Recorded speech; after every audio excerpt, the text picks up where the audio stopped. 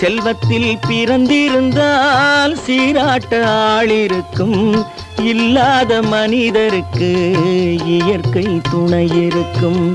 இல்லாத மனிதருக்கு இயற்கை துணை இருக்கும். தாயாக மாறவா, தாலாட்டு பாடவா, தூங்காத கண்களையே தூங்க வைக்கவா.